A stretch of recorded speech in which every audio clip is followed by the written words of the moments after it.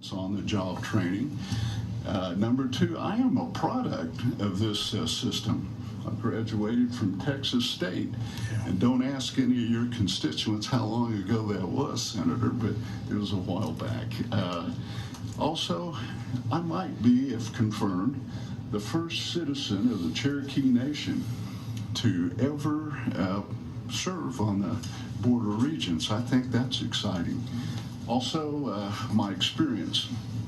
I've got over a couple of decades in working in and working for leading oil and gas companies.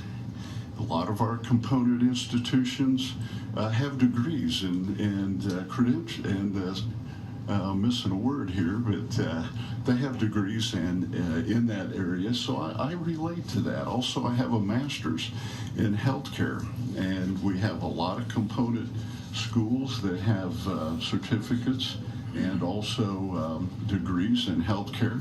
I can easily relate to that.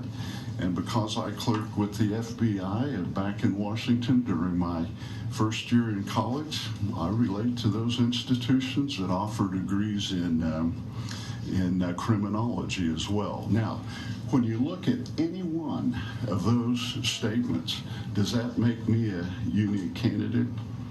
I'm saying probably not, but if you look at them in aggregate, I say I got a pretty decent argument for it. Madam Chairman, I turn this back to you. Thank you for having me here, and a special thanks to Governor Abbott for this appointment. Thank you. By the way, I'm open to any questions. Appreciate that. Thank you, Mr. Crain. Appreciate you being here. So I will recognize Chairwoman Buckingham to begin any questions of the committee. Thank you, Chairman. Y'all are growing like crazy. We are. And so tell us about your plans to just accommodate that future growth of students. Senator, that basically affects two of our big campuses, Texas State and Sam Houston State. Both of those universities have two campuses.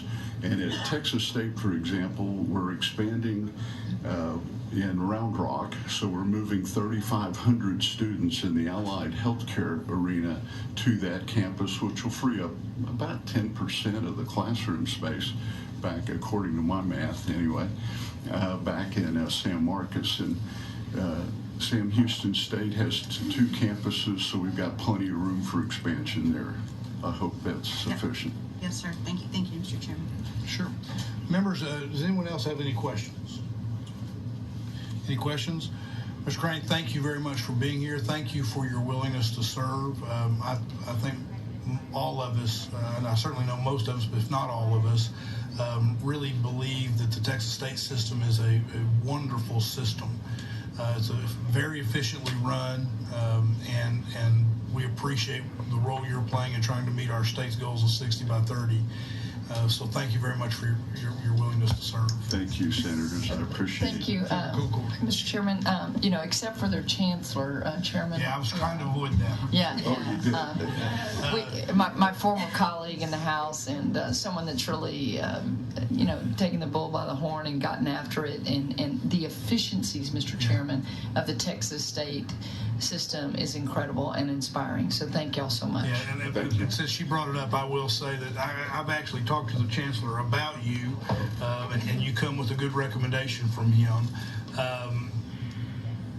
People really feel like he does a wonderful job, and that's part of the reason that the board, the chancellor, and the staff are doing so well. So thank you. The board absolutely loves him. I can imagine. Great. Thank you very much for being here. At this point, I'll open